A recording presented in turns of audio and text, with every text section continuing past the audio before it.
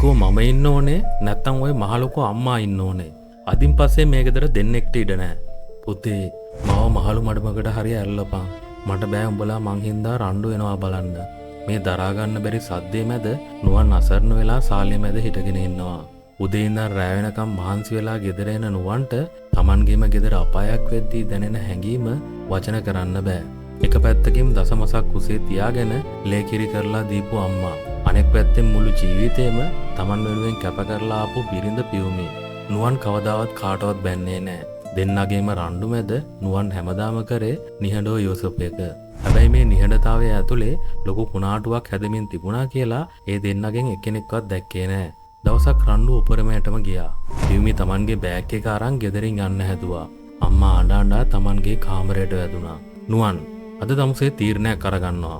මන්ද අම්මද පියුමි කෑ ගැහුවා. නුවන් පියුමි දිහා බැලුවා. ඒ ඇස් දෙකෙන් කඳුළු කඩාගෙන වැටුණා.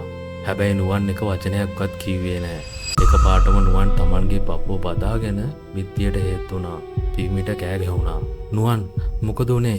නුවන් සාලේ මැද බිමට ඇදගෙන වැටුණා. අම්මයි පියුමි දෙන්නම දුවගෙන ඇවිත් නුවන්ට කතා කරා. හැබැයි නුවන්ගේ පපුවේ ගැස්ම එන්නම අඩු වුණා. රෝහලට අරන් ගියාට පස්සේ වෛද්‍යවරු කිව්වේ අධික මානසික පීඩනය සහ මානසික ආතතිය නිසා නුවන්ට දැඩි හෘදයාබාධයක් වැළඳුණා කියලා. එදා රෑ රෝහලේ දැඩි සත්කාර ඒකකයේ ඉස්සරහා අම්මයි බිරිඳයි දෙන්නම එකට වැළඳගෙන ඇඬුවා.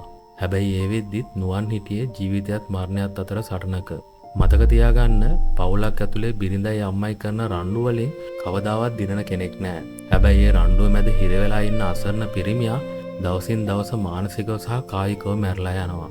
Tamanගේ ආත්මార్థකාමී ආදරේ පෙන්වන්න ගිහින් පවුලේ තියෙන එකම රැකවරණය විනාශ කරගන්න එපා. ඔයාලගේ ජීවිතවලත් මේ වගේ අත්දැකීම් තියෙනවද? ඔයාලගේ අදහස පහලින් කමෙන්ට් කරන්න. මේ වීඩියෝ එක බලන්නම ඕනේ කෙනෙක්ට ෂෙයා කරන්න.